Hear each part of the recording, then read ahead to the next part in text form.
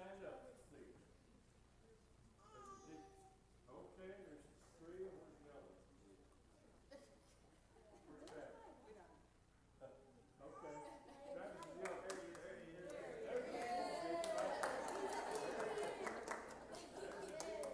Travis, and who else? Who are they? Mike and Steve. And who are their wives? Do you know who their wives are?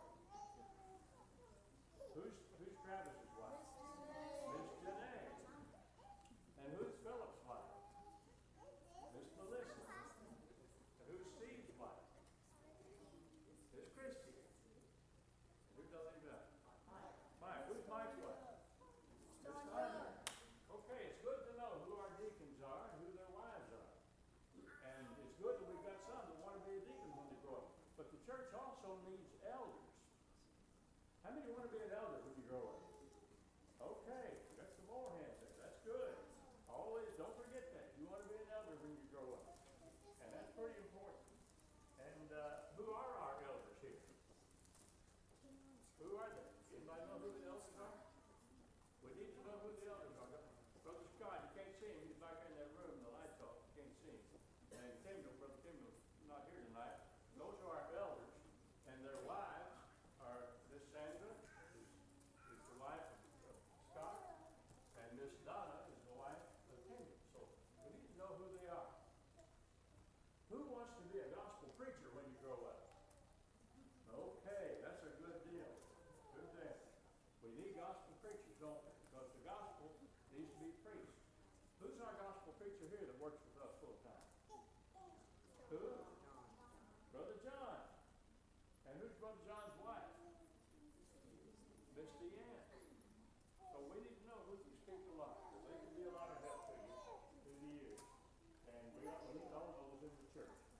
Now, there's a question I haven't asked yet, and this is for the girls. Elders and deacons and preachers need good, godly wives. Who wants to be a good, godly wife when you grow up? Wife of an elder or a deacon or a preacher. Come on now, come on. Okay, there's one. There's two. Okay, you think about that. We'll come around on that. We need good preachers, good preachers' wives, and elders' wives, and deacons' wives. Now, if you're not a preacher, can you teach someone the gospel? Can you? Yeah, you can.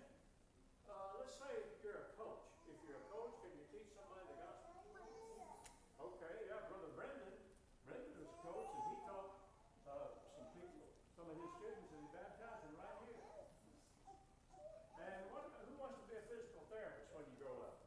You want to be a physical therapist. Can you be a physical therapist and teach somebody the gospel? Yeah, Kyle did. He told Brother Matt the gospel. And Travis has taught several people the gospel.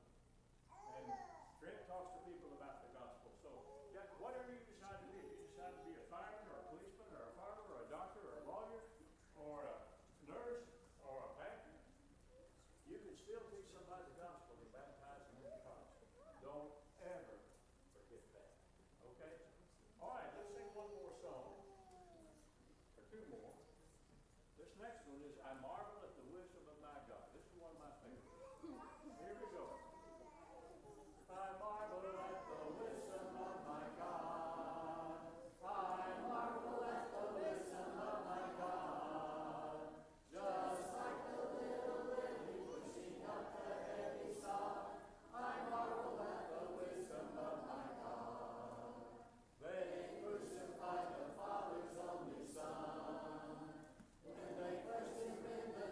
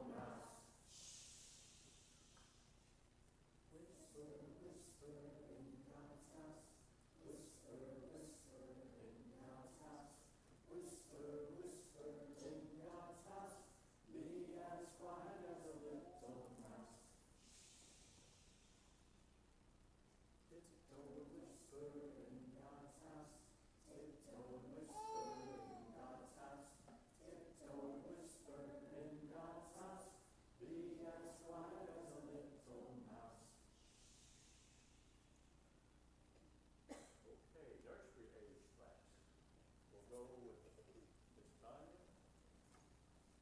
David.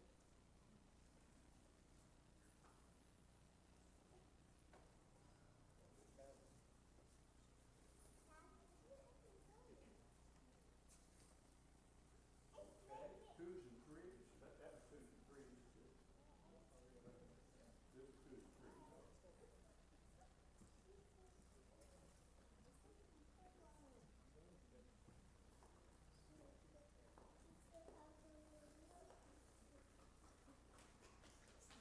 Okay, fours and fives. Fours and fives over here.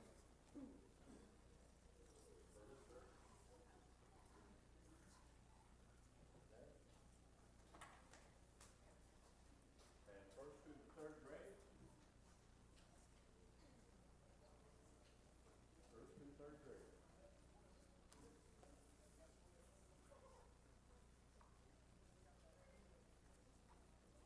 Okay, fourth and fifth grade. Steady.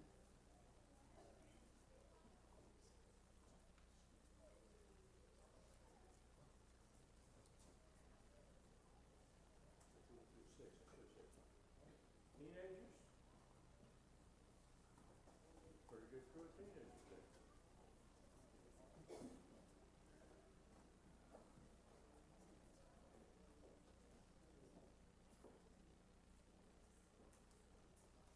Okay, is there a college age class or not?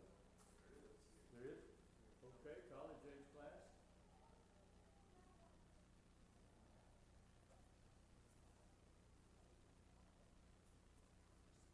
Everybody else, you kind of move to the center, so that'll help the teacher be focused on us. And appreciate if you move to the center section.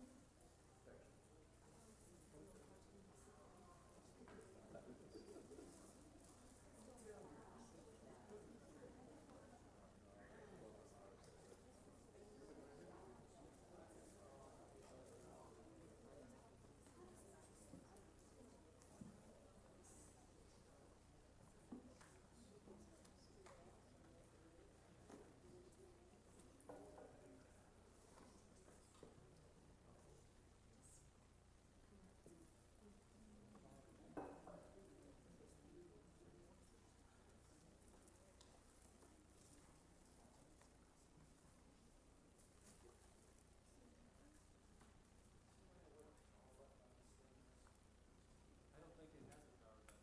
It should be on all the time. Right?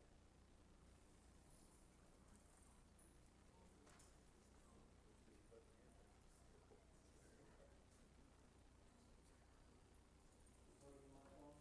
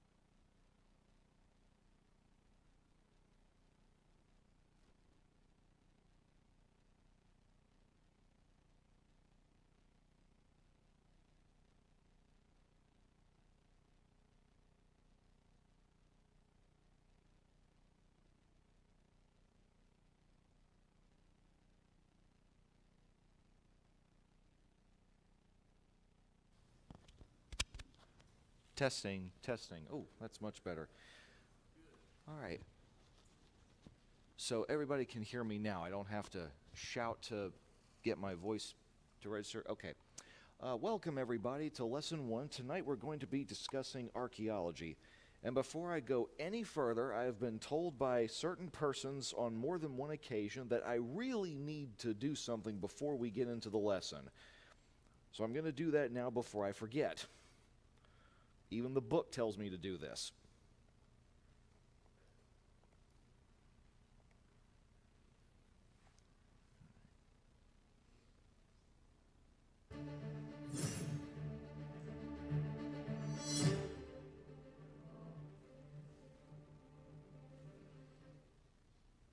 I've got the receipts.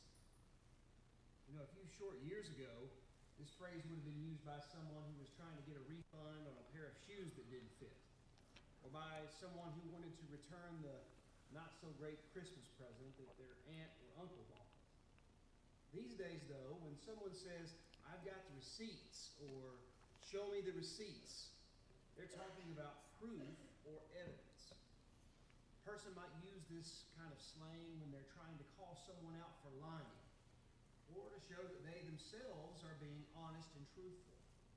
These receipts might be screenshots, images, videos, or text messages that either prove or disprove someone's claims.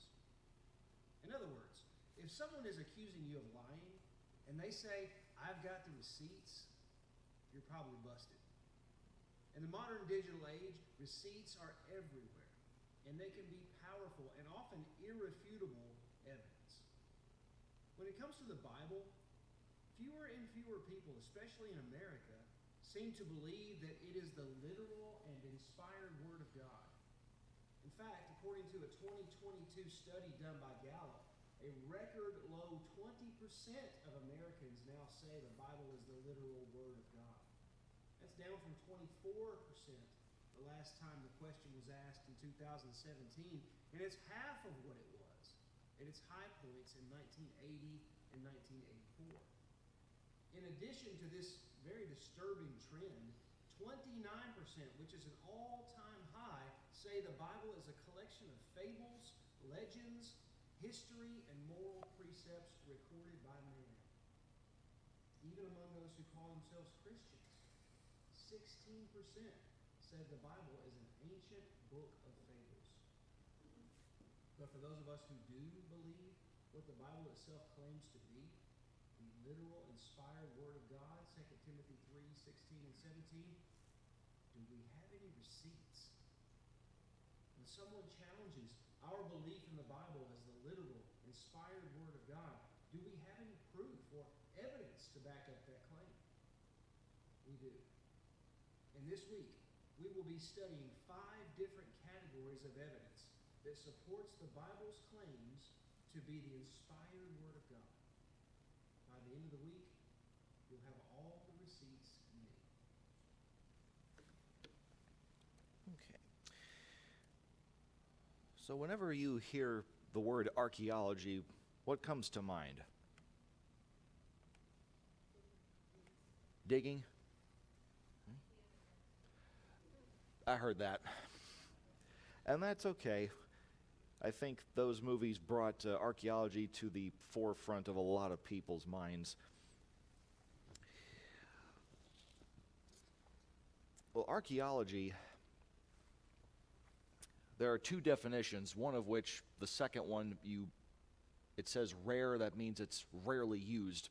The first one is more appropriate to especially what we're talking about tonight.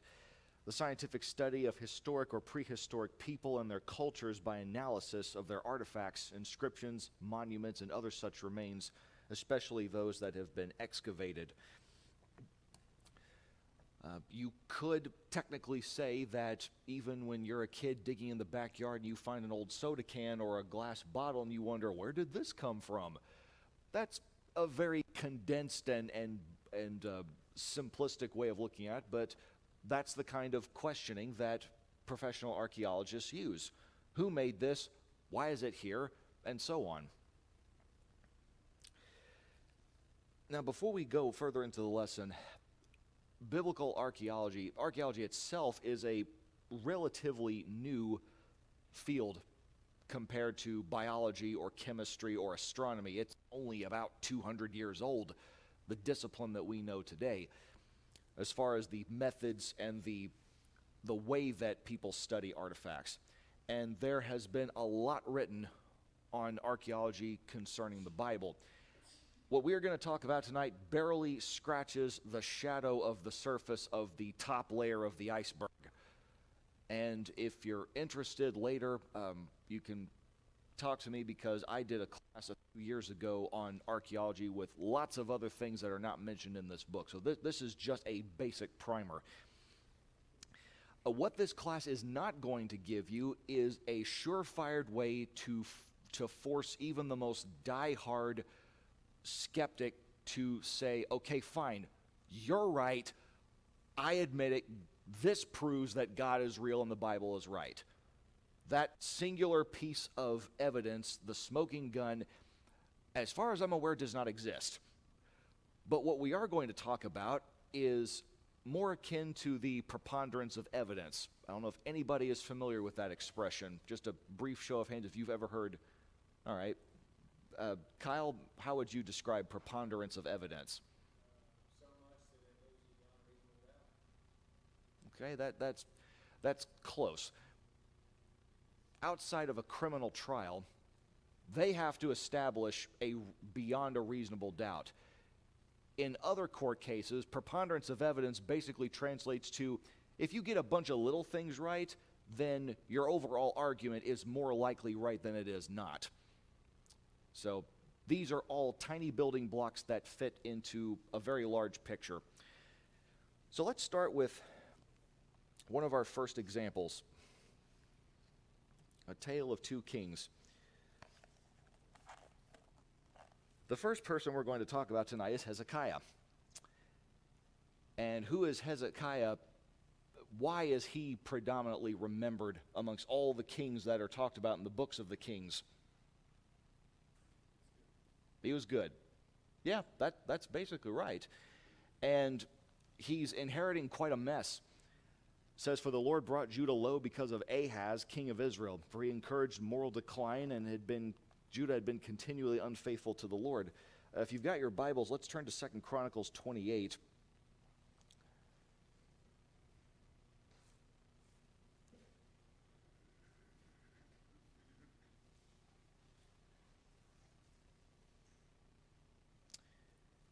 And we're going to start about verse 20, right after this quoted verse here. So Tiglath-Pileser, king of Assyria, came against him and afflicted him instead of strengthening him. For Ahaz took a portion from the house of the Lord and the house of the king and the princes, and gave tribute to the king of Assyria, but it did not help him.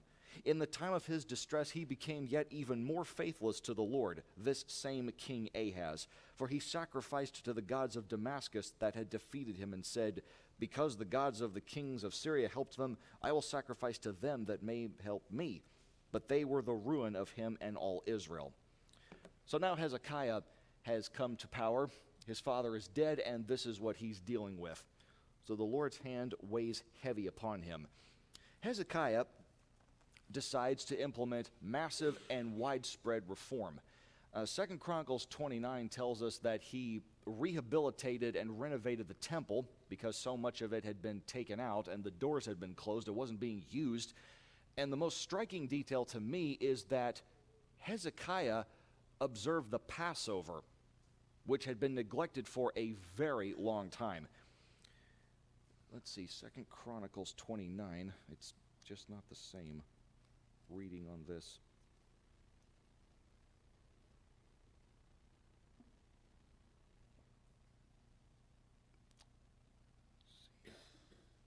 And when it has priests there on the bullet points, he actually recruited thousands of Levites and had them consecrate and formally reestablished their functions.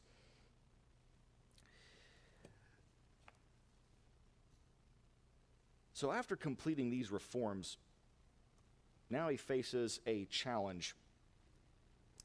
You've probably read the name Sennacherib in the Bible before. Sennacherib, king of Assyria, came and entered Judah and encamped against the fortified cities, thinking to win them over to himself. For a little bit of historical context, Sennacherib is one of the most influential figures in the world at the time. Along with what we read in the Bible, secular history tells us that he was arguably the most powerful king in the history of Assyria. He was the son of Sargon II, and when his father died, there was a revolt that broke out within the Assyrian Empire. A few weeks ago, we talked about Manasseh. John, I don't know if you had mentioned him in a sermon, but the Bible says that the Assyrians brought him out of Judah and into Babylon. They are so powerful that they are the ones on top and not Babylon. Babylon is a vassal state of Assyria. So Sennacherib, when he comes to power, decides that he is going to quash the rebels and fully assert his authority as the new king, including Judah, because Hezekiah at the time, along with Egypt and a number of other nations, they see an opportunity to break free of Assyrian influence. And so a war breaks out. Knowing that Sennacherib would not sit idly by and watch his empire crumble, Hezekiah began to make preparations for the upcoming invasion. And one of the things that the Bible tells us is that he stopped up the water from the springs outside of Jerusalem and redirected it into the city by way of a tunnel. Now, how many of you have ever seen a picture of Jerusalem and the surrounding topography? Okay. How many of you knew that Jerusalem is an elevated city? Okay. So keep that in mind as we watch the next video.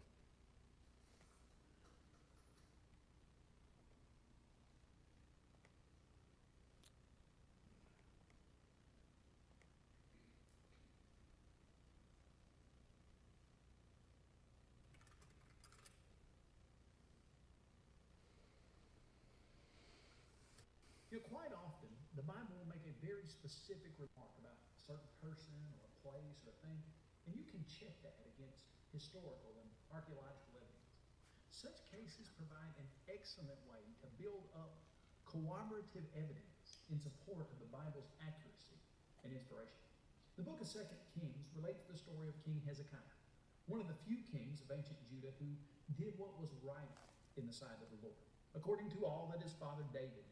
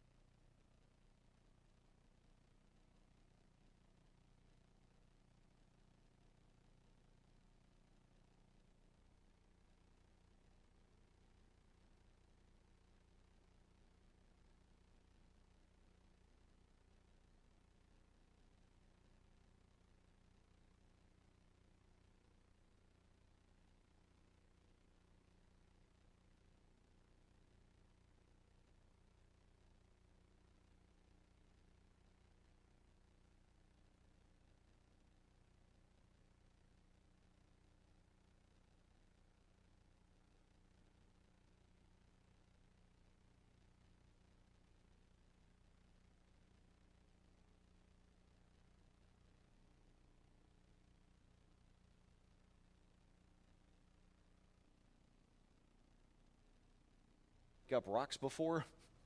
It's not easy, is it? Now I'd like to, come on. Let's see. There we go. Oh.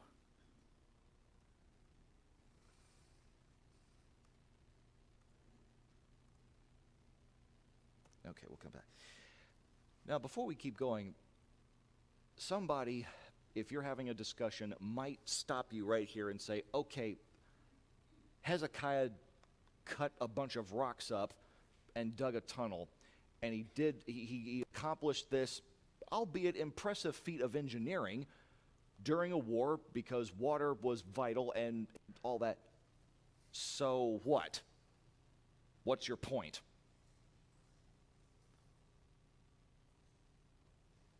How would you respond to that? Okay. Now, I don't know if you've encountered this kind of person before, but when people challenge the accuracy of the Bible, especially if you're on the internet, and Dick, I know you spend a lot of time on the internet, so you can probably verify this, you are most likely going to find a group of people who say there is nothing true in the Bible whatsoever. It's all made up. None of these people existed. None of these places existed. It's a complete forgery. I've never met that kind of person in real life, but they do exist. And something like that shows that not only did Hezekiah actually live and was a historical figure that's verified by extra-biblical sources, but something as described in the Bible was verified by secular experts. I say secular, the people in 1880 probably had more religious leanings than a lot of archaeologists today, but that's beside the point. So don't forget what we said earlier about the preponderance of evidence. Every little pinprick helps. Now, continuing with the story, this is the part I really like. In addition to the tunnel, there is archaeological evidence to support what happened next. The major conflict that emerges is when Sennacherib enters Judah and besieges Jerusalem itself. Now again, Jerusalem is an elevated city. Taking it by force was no easy feat, no matter who you are. Even the Romans had a hard time taking the city, but they did take it eventually. And Sennacherib was not a rookie. There are a lot of writings that have survived that were discovered by archaeologists that describe his multitude of campaigns. And even though he didn't have the technology that we do today, he had the best that were available. Soldiers, cavalry, siege works, engineers.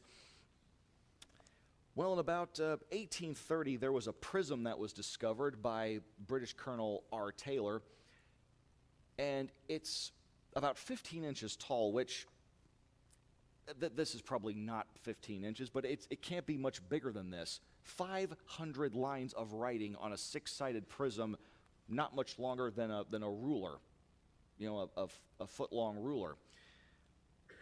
And here is what Sennacherib, there's a picture of it, by the way. I think I saw this prism when I was in London a few years ago. Last I checked, it's still at the British Museum. And here's part of what Sennacherib said about Hezekiah. 46 of his strong cities and countless small villages, conquered them by means of well-stamped earth ramps, battering rams, combined with attacks by foot soldiers, mines, breaches, as well as sappers. I mean, they definitely knew what they were doing. But the story, I drove out this many people, and here's the line. As to Hezekiah himself, I made him a prisoner in Jerusalem in his royal residence like a bird in his cage. Once Jerusalem was surrounded and besieged, there was no escape. When it comes to siege warfare, you either outlast the enemy because you have more supplies laid up, or the enemy breaks your defenses and kills you.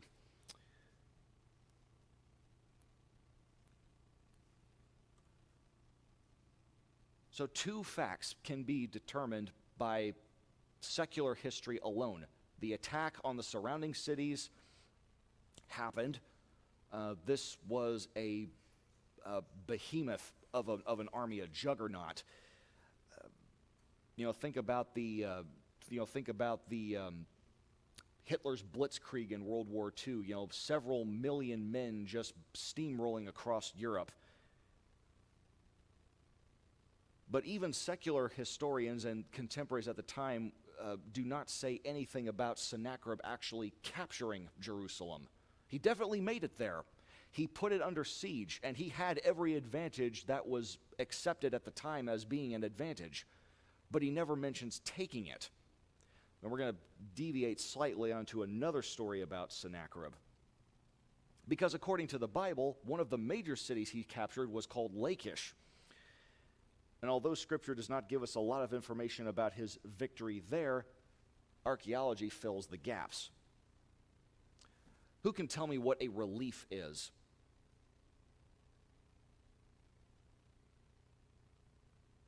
Okay. Alman? It's cutting out, a picture of their siege, etc. Yes. A relief is about as close to the ancient world as you could get to a billboard today, except what you're looking at, and it's not really in good detail in this picture, but imagine if we started over there at the corner of this wall and we started chiseling an image and we went all the way to the end of this wall. This was how prominent nations and kings celebrated their victories, their accomplishments. As soon as you arrive at the city, you're confronted with a massive stone billboard that tells you how great and powerful the ruler of this city is. It would be around for a long time, and the grandeur, the amount of work that it would take to make a relief like this, it was definitely going to get the message across. I've got power, and I've got money, and I've got a lot of people that'll follow my orders. So this particular relief that we see here was discovered between 1935 and 1987. The excavation of Lachish happened in two phases. The first was 1935 to 1938, led by the British, and then Israeli archaeologists came back in 1973 and worked to 1987 and confirmed that this is a relief of Sennacherib after he has taken Lachish. And you can see the quote that's there that tells you what's on it. So we've got a city that's mentioned in the Bible. We have two kings that are mentioned in the Bible, and they're fighting. We have one city that has been taken, and Sennacherib makes this huge monument on the side of a building to commemorate the victory. We have another city that's already been mentioned, Jerusalem. Where is the mention of the capture of Jerusalem? He's taken 46 fortified cities. Fortified cities were major investments. Countless villages, a huge prize in Lachish, such a prize that he decided to commemorate it. Where is Jerusalem? The Taylor Prism doesn't mention the capture of Jerusalem whatsoever. Now, riddle me this. Would it make any logical sense not to mention such a victory if it had happened? It's not like the scribe ran out of room on the Taylor Prism and thought, oh, well, never mind. Sennacherib probably would have had his head cut off if he had just failed to mention taking the crown jewel of what we now consider Israel-Palestine. So does anybody want to take a gander what happened?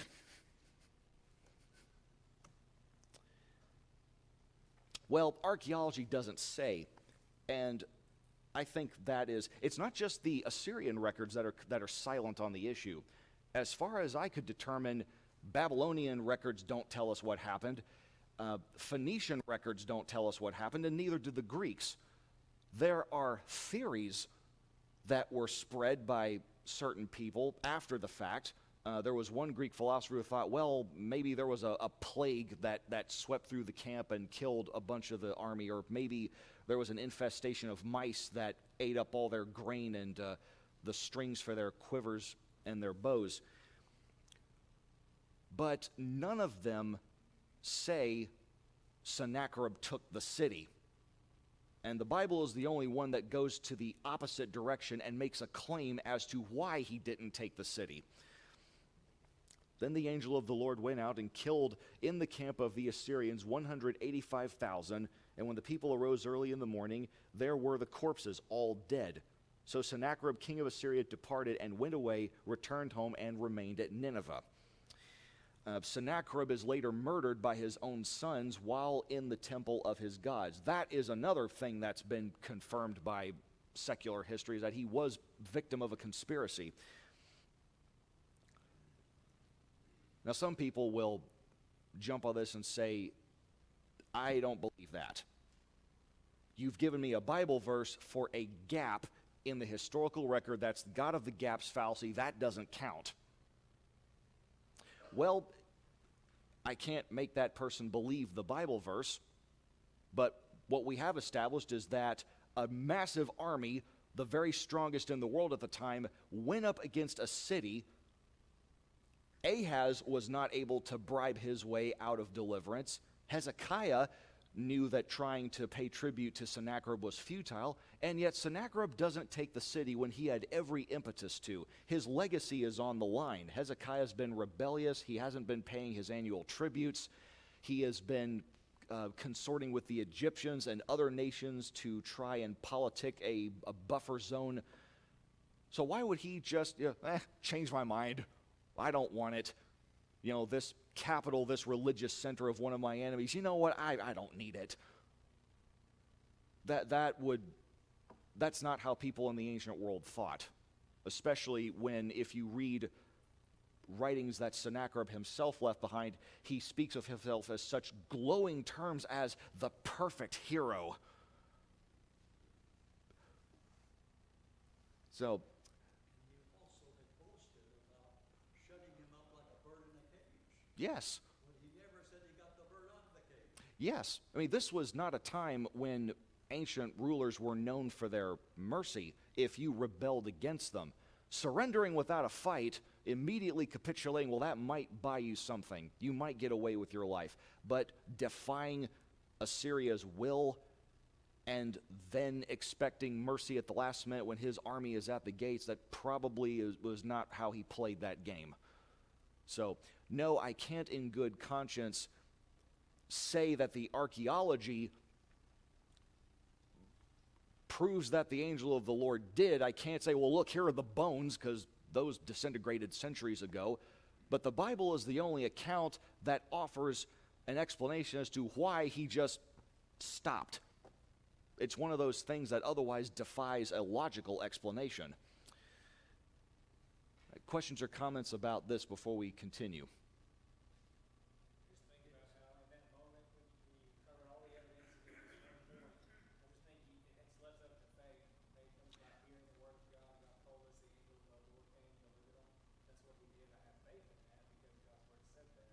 And I agree, like you said, you can bring all these other things together that help support that, but you can't prove it, but you just take it on faith because that's what God's word said. Yeah. And that's the part that galls me sometimes. Because there are cases where I want to be able to point to, it's like, okay, well, there's the battlefield. Here are the corpses. Here's this and here's that. But sometimes it's just not there because things deteriorate. Also, it's pretty obvious that the king had success in all of those cities. He took all of them first and then tried to use psychology to get Hezekiah to give up without his having to take the city. But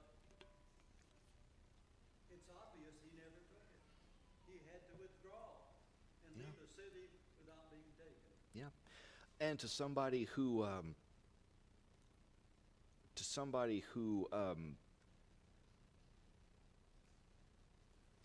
says, well, what's to say that he didn't take the city by non-violent means? Maybe Hezekiah did give up. Well, the problem with that is that the Taylor Prism, let's see if this is mentioned here. Okay, let's go back to this quote here. I laid siege to 46 of his strong cities, walled forts, countless, etc., etc. I drove out of them 200,000 people, young and old, male and female, and considered them as booty, as spoil. Hezekiah himself I made a prisoner in Jerusalem. If he had taken the city by any means, where's the loot? Where's the inventory of all the stuff that he would have walked away with? There's no gold, no silver, no religious symbols. It wouldn't surprise me if he had taken the Ark of the Covenant with him, if he had actually taken the city. Something really significant, because there were riches in Jerusalem that he could have walked off with. But the Taylor Prism doesn't mention that. I meant to say, I didn't say it very well. He really spent all this time taking those other cities, and he was successful in taking them all, like Lachish. Yeah. But when he came to Jerusalem, the prize jewel of all, he had to take his army back without much of his army at all. Yeah. So That it was a real failure. So what made his failure so great? There has to be some evidence for what made his failure great. Because Yep. ancient kings who are there and with their successful armies, they don't do things like that. No, that's leaving the job half finished. For all the political and religious symbolism that would have come from taking the city, it boggles the mind, unless you believe the biblical account. All right, moving on to our next example, the house of David. King David is mentioned about 1,000 times in the Bible, wrote 73 of the Psalms, and stands as a major character in at least 62 chapters of the Old Testament. This guy's pretty important, in case you didn't know that. But if the Bible was removed from the discussion, David's name vanishes. For a long time, people thought, well, David must not have existed. If there was a king in Israel as powerful as David, as influential as David, then his name would be written down somewhere. Rulers like him just do not come onto the scene, change the world, and then leave without a trace. So skeptics began to think, he must be the Israelite equivalent to King Arthur. For the Britons have King Arthur, the Anglo-Saxons had Beowulf, the Babylonians had Gilgamesh, and the Israelites have David. That's got to be the explanation. Well, after 3,001 years, there was a rock that was dug out of the ground by a professor working in Palestine at a site called Tel Dan, a giant black basalt stone inscribed with one of the names of the enemies of the nation of Israel. The stone explained that Ben-Hadad, king of Damascus, had defeated the Israelites and taken many of them captive. But the most amazing aspect of the stone is that it said he was of the house of David. Skeptic might jump up and say, that could be any David. That could have been David's neighbor David. Okay, but would David's neighbor David be mentioned in the lineage of a king? Possibly, but let's consider the context of what's being surrounded here. Oh, Yes, but why even mention that about a king a few years, a couple hundred years or so before this time, if he were not, if it didn't say something, even in this time? precisely. Just mention Omri. Wasn't that Omri, the king of Judah? I mean Israel. Ben-Hadad. Ben-Hadad. Ben-Hadad. Yeah, but the Israelite king wasn't that Omri? Omri, yes, I'm sorry. You're pronouncing it differently than I've heard it. So why not just talk about Omri, and how great he was, and how much he got from him? If David had been nothing at all, True. 200 years ago, he wouldn't be known. Let's take another Old Testament parallel. Again, we're talking about pinpricks. Another attack that had been levied by skeptics in years past is that Gideon was not a real person. Nobody has ever found evidence that anybody was ever named Gideon. Well, what do you think happened? Somebody dug up a piece of pottery that has the name Gideon on it. Now, was it the Gideon that we read about? That's debatable. It may not be, but it does prove that this was a real Jewish name that was being given to men several thousand years ago.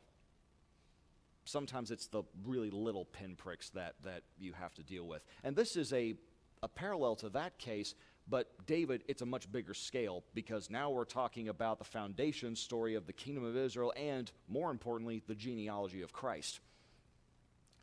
And I think it's hilarious that of all the parts to be preserved on the stone, you see how beat up and broken up it is, but that little, you may not be able to see, but there's a line that I guess they went over it with chalk, those white symbols. The book doesn't say, but I take that to be the line that they're talking about, House of David. All right, questions, comments before we move on? Yes, Dick. Most tourists, Christians who go to Israel, they go through Hezekiah's tunnel. That's one of the tourist spots they take you through. And Walter's probably been through it. I've been through it 2 times. There's still water standing there, so you get your feet and your shoes wet. You want to walk through it, but it's a novelty if you need to do that. But you understand the significance of it in the Bible. And these things, although archaeology doesn't reveal the truth to us, it corroborates it, and it offers another witness for it. And that's one of the things that skeptics, they often say, well, the Bible's the only source that mentions this, so therefore it must not be true. But when you find other evidence, and as you mentioned earlier, the preponderance of evidence, then that shows it's more likely to be true than false. Yep. If you've got 10 claims that are in the Bible and you can find archaeological evidence for 8 of them, there's a pretty high probability that the other 2 claims that you can't find the archaeology evidence for are also true. All right. Well, now we're just one moment, Alman. Steve, you said that we're going till 7:15. Okay. Because when I first got here, you said 8:15. Okay. Alman, you had a comment. Yes, you can see that it's a bad spot. And so the skeptics objected to it and said, well, you can't really make out in the house of David there. So that called for people to look at it closer and closer, and in every imaginable way of looking at it, and it still says house of David. Yeah. And I mean, a lot of the artifacts that I've read about, it's Jewish experts that are digging them up and putting in the time to research. I mean, they have just as much an interest in verifying a lot of this as we do. Maybe not for the exact same reasons, but I could tell you stories of things that I've read, but we don't have time for that. All right, let's go to the New Testament. Now, throughout the centuries, crucifixion has been used as a painful and humiliating way of putting someone to death. And there have been many thousands killed like this. And yet, in spite of the literary documentation, there's almost no archaeological evidence that's been produced from the biblical lands concerning this practice. That is the claim. And if you read about other methods of execution, you'll find people that debate whether or not it happened. How many of you have ever heard of the Iron Maiden? Not the rock band. Okay. The Iron Maiden was allegedly a torture device that was about the size of a casket, and the door was laid with spikes, so that when you closed the door, the spikes would impale the victim and they would just linger there for a few days and die. Well, there is a lot of debate as to whether or not such a torture device actually existed. It shows up centuries after it was allegedly used. People say, well, we don't know. So we're in that category. Did they really do this, or did they just make this up to sound cool? Well, in 1968, that guy found the first indisputable remains of a crucifixion victim. The skeleton had been placed in an ossuary that, according to him, was typical of those used by the Jews in the Holy Land between the end of the 2nd century BC and the fall of Jerusalem in AD 70. Many of you will recognize this picture. It's been incorporated into our communion slideshow for how many years now? But it serves a great purpose in that context, but I didn't know that there was ever a dispute about whether or not crucifixion was actually done, which kind of blows my mind. I mean, some people think that it goes all the way back to the Persians and that the Romans just put their own spin on it. The most significant piece of the skeleton was the right heel bone. A large spike nail had been driven through it. Between the head of the nail and the heel bone, several fragments of olive wood were lodged. Now, as to the significance of the find, Randall Price provided an excellent summary. In the past, almost all the scholars believed that the crucifixion story had several flaws. So let's look at those flaws. First, it was believed that nails were never used to secure the victim, but that they would use ropes instead. Now, I can't understand why that theory existed. The book doesn't say. It just says that there was a time when people thought, oh, they would just tie them to the cross instead of nailing them there. Well, this is just speculation on my part, but maybe the reason they used nails is because it wasn't easy to get away. Ropes can be cut. If you don't tie them correctly, people can finagle their way out of them. Ropes rot. So I'm not sure where that theory comes from, but that was accepted at the time.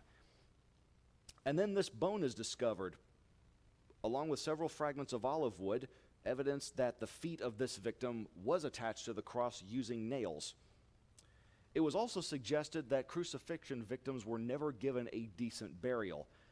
Certain scholars even suggested that the story of Joseph of Arimathea providing a tomb was complete fabrication, because if these people are criminals, nobody is going to do that for them. They're going to be dumped in a mass grave with the other criminals.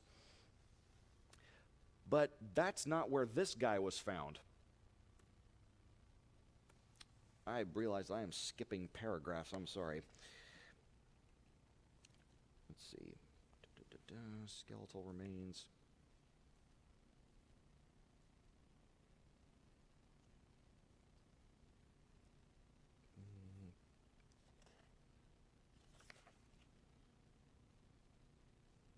Okay. According to the book, there was enough evidence surrounding the corpse of this man, whose name was Yehohanan, that he was given a proper traditional Jewish burial. That means an ossuary, that means funeral rites, that probably involved embalming and spices, a lot like what we read about in the burial preparations for Jesus. To the people who would still argue, no, that's not possible, Joseph of Arimathea was rich, and the Romans were not unsusceptible to bribery. Even if we entertain that argument, what would have stopped Joseph from just taking the body off the government's hands? I fail to see the merit in saying that crucifixion victims were never buried according to their cultural practices. But anyway, questions or comments?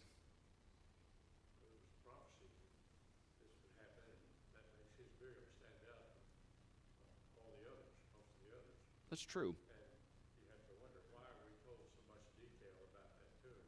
We're told that it was carved out in a rock. Well, that means there was no back door, no trap door. The entrance and the exit were one and the same.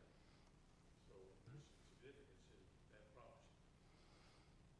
Yes, Alman. Yes, in AD 70, in August, when the Romans took the city of Jerusalem, Josephus was there. I mean, he was an eyewitness and one favored by the Romans, etc. And he says that thousands of Jews were taken out captive, and many for the slave market. But the Romans, to show how much they despise, this rebellion, they took thousands of Jews, and on the streets, going around the city, and that people would travel on from one place to another, they filled those places with any kind of a bush or crucifixions. And so there's no doubt that their crucifixions were really practiced by the Romans. But all the other features, I can't remember right now, every specific thing Josephus said about it. Yeah. Well, that's actually a great question, Alman. If you're going to crucify somebody on a literal tree and not a giant crossbeam, how much rope is that going to take? Wouldn't it be a lot faster and cheaper to just nail them there? I mean, they're going to die. It doesn't have to look pretty. You got ropes for more important things like hauling supplies and your siege engines. All right, anybody else? We've got a few minutes to go into the next... Okay. Our last video for this lesson.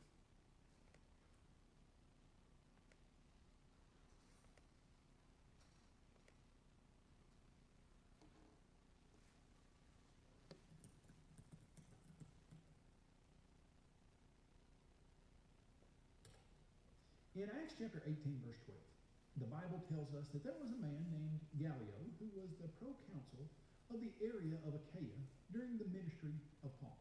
Now, a proconsul is a government official similar to something like a governor or a mayor.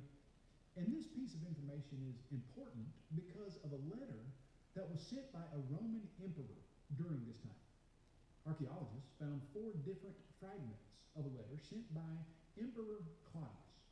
And when they had pieced them together, the emperor said in the letter that it was Lucius Junius Gallio, my friend, and the proconsul of Achaia.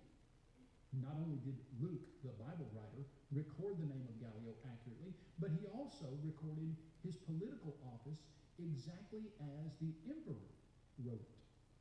Now, the importance of the Gallio inscription goes even deeper than that.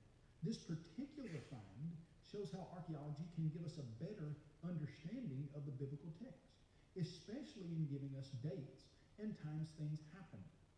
As we look at this letter, it's possible to date the time that Gallio was proconsul to about AD 51. That would mean that Paul arrived in the city of Corinth about the year AD 49 or 50. By being able to date this part of Paul's work, we can get a good understanding of when Paul visited other churches during his missionary efforts.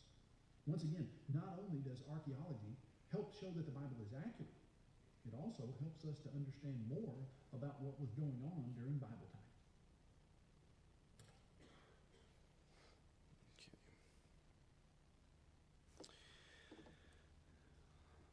So like we discussed previously, this may not sound like a very impressive piece of evidence on the surface,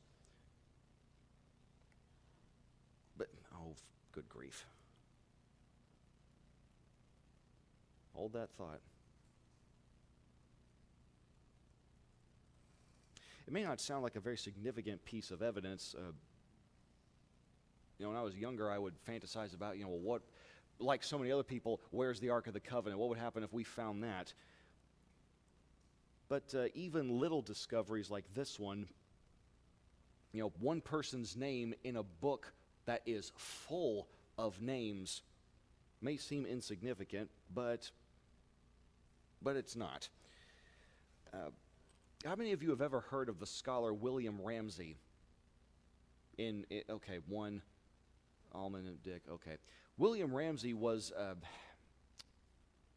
he British or Scottish? I don't remember, but he lived at the turn of the 20th century and is best remembered for his methodical study of the book of Acts.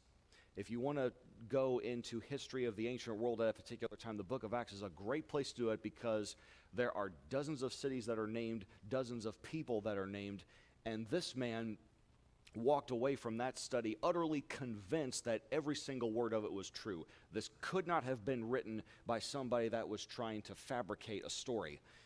But for a long time, people thought that it was a fabrication because we haven't found this name anywhere else except the Bible. Alman. Well, the idea of scholars at that time was that the book of Acts was wholly unreliable upon anything. It said wholly, not just partly. And so it challenged Ramsay to go over and check see what he thought and whether he would agree with that. And he went and he pretty much thought it would be that way, but he had to change himself as he found the names of these rulers of cities, etc., and things, so that he said Luke is the most accurate historical document written. But that wasn't the belief of the time, so that this one little thing is another indication that it's reliable. Well, here's another parallel. We talked about David and Gideon. There were many people for a long time who said Pontius Pilate did not exist because we can't find his name anywhere else. And then in the mid-60s, what do you know? They dug up a rock with his name on it. Not just any rock, but a rock presenting a certain public work as a gift to the emperor, something that was meant to be seen. In the book, I know it doesn't say on the slideshow, but just listen to that. 1905, a doctoral student was sifting through a collection of inscriptions that had been collected from the city of Delphi. And in these inscriptions, he found 4 different fragments that, when put together, formed a large portion of a letter. 1905, a doctoral student is sifting through these miscellaneous papers and finds this little gem. To anybody who says, well, you haven't found proof of this, my answer is, well, not yet. And granted that we may never find the kind of proof that you're looking for certain things, but 1905, how many thousands of years is that after Jesus and the apostles walked the earth? And these papers were, I don't know the full context, but I imagine, based on what I know about archival work and how academia functions, they were probably put in a box like, okay, we're going to put these on this shelf, and then just forgotten about. And then one guy whose name is not even mentioned in this book comes across it and, hey, wait a minute. That name's in the Bible. Another pinprick. John McRae translated the letter into this statement. All the usual formalities that you would give the emperor. And there's Gallio, my friend, the proconsul of Achaia. And something I haven't mentioned yet, but these are pieces of evidence that don't come with any obvious strings attached in the religious sense. And what I mean by that is, this is something that you would look at, and a person who is an expert in Greek would verify this, because it doesn't present any obvious stakes. There are some conspiracy theories out there about the Dead Sea Scrolls, that the Catholic Church got their hands on them and they doctored them to make them say what they wanted to say. This is the kind of example where that could never happen. It was an independent scholar doing what independent scholars do, and the fact that it is in the Bible, well, I mean, okay, it's in the Bible. You can't say that it's part of some conspiracy to push religion on somebody. That may, okay, does that, do we only get one bell? Okay, we get 2 bells. All right, let's zip along to the last. This one's also pretty fun. Famous incident in the book of Acts when Paul brings converts to the temple, and the Jews, as they've been taught by their upbringing, are very upset to the point that they are ready to do violence because they believe that their holy place is being defiled. All the city was disturbed. The people ran together, seized Paul, dragged him out of the temple, and immediately the doors were shut, and they were seeking to kill him. News came to the commander of the garrison. All Jerusalem was in an uproar. I'm sure there are a lot of people in the audience who could explain why they were doing this. Would anybody like to put it into their own words? They wanted to get rid of Paul. That's one reason. Could it have something to do with the people he was with? Well, their people were Gentiles, but there's no indication Yeah. But under what pretext could they have operated? If they're looking for a good reason to kill him, as they tried, the book of Acts says that there were people that would go around stirring up, and it wasn't just the Jews either. Other Romans would stir up other Romans for the same effect. But why the Jews in particular did it is quite interesting. There was a find that was published in 1871 explaining what justification they could possibly give for acting this way. Because again, the Romans did not take kindly on vigilante justice. They wanted to be the ones that administered the death penalty. And also, this situation was degenerating into a riot, and that was something they just couldn't tolerate. So the inscription that they found translated reads as follows: "No Gentile is to enter within the balustrade and enclosure around the temple area. Whoever is caught will have himself to blame for his death, which will follow." I mean, these are people that are still living their lives under the Mosaic law. And, I mean, forget an unclean Jew, a Gentile going into the temple. So, you're right, Allman, there's no evidence that he tried to take Jews into the temple, but would any Jew really stop and think twice if another Jew came to him in a fever pitch saying, "There's this ex-Pharisee out here that's doing X, Y, and Z"? Probably not. They'd probably be more than willing to believe that. It's like, okay, now we have to do what God commanded and cleanse the temple. They even went to the trouble of shutting the doors. A small piece of evidence, but it gives a nice little cultural flavor of what was going on at the time and what the early Christians had to deal with. And it also points back to the Old Testament, to the very laws that they were trying to uphold, not realizing that that law had been done away with. So, in conclusion, over and over, biblical references can be checked to prove that it is historically accurate. In fact, one scholar put it this way. In fact, this might be a quote from Ramsey. I'd have to check the footnote. "You may press the words of Luke in a degree beyond any other historian, as they stand the keenest scrutiny, the hardest treatment, provided always that the critic knows the subject and does not go beyond the limits of science and justice." That sounds like a pretty firm defense of just one book of the Bible. So, like I said, this was a very basic primer. There is a ton out there that you can explore, and you could spend a lifetime reading about all the digs that have been done in the Middle East and elsewhere that cast new light on the Scriptures. So, thank you for your attention.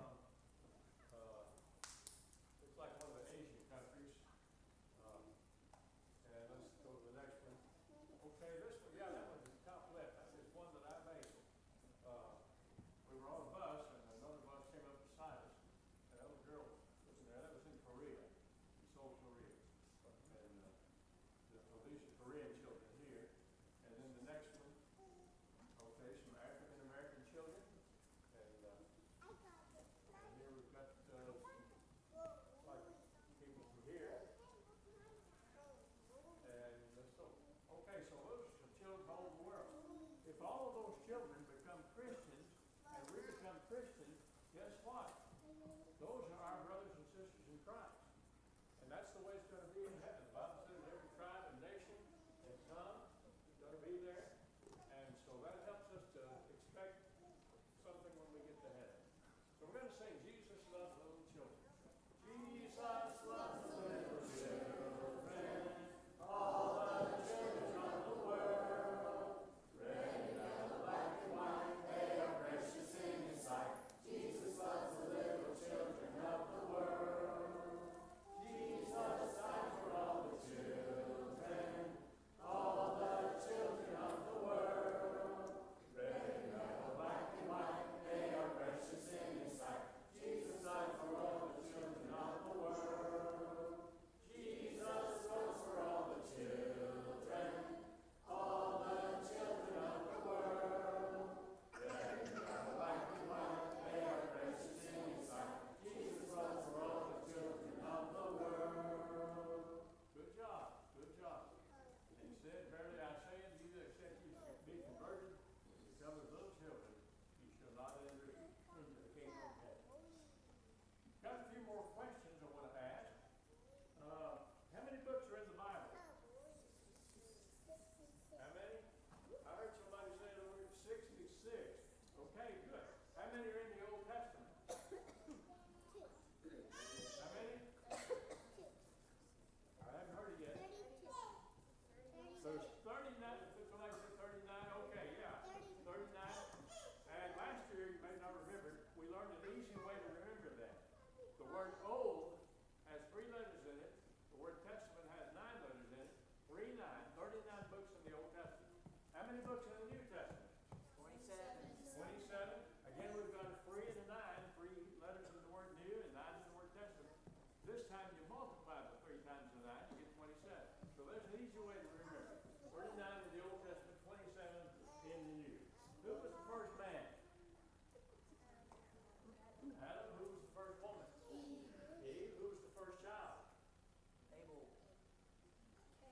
Cain. Close. Who was the 4th child? The next child? Okay, Abel. Abel would be the next one.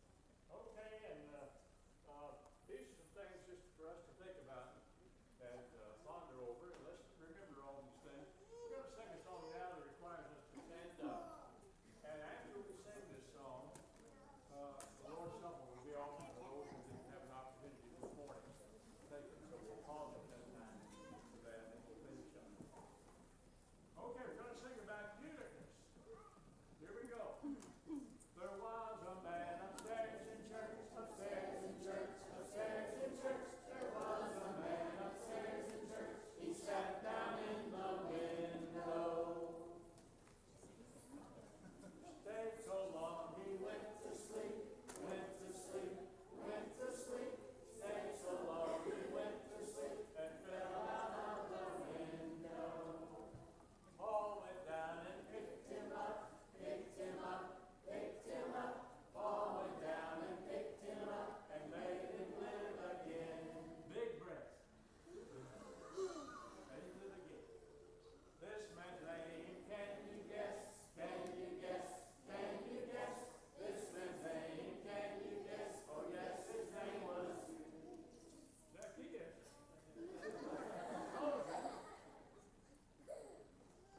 Eutychus.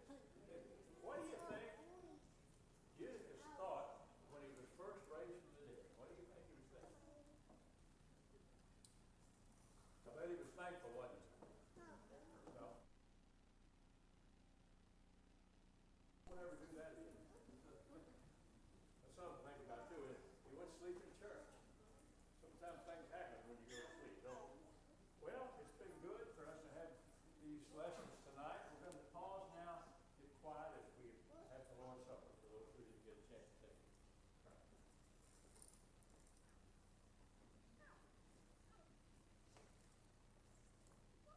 Setting aside time for anyone who hasn't had the opportunity to take the Lord's Supper today, I'd like to do so. Please raise your hand and handle that at the time. Let's bow. Our Heavenly Father, we thank you so much for this day, this opportunity to come together. We ask, Father, that you surround your table now, that those bread, which represents Christ's broken body, and that's cross one does it, they give some of that pleasing unto thee. You know, everything we do is pleasing unto you, Christ and the prayer. Welcome, please.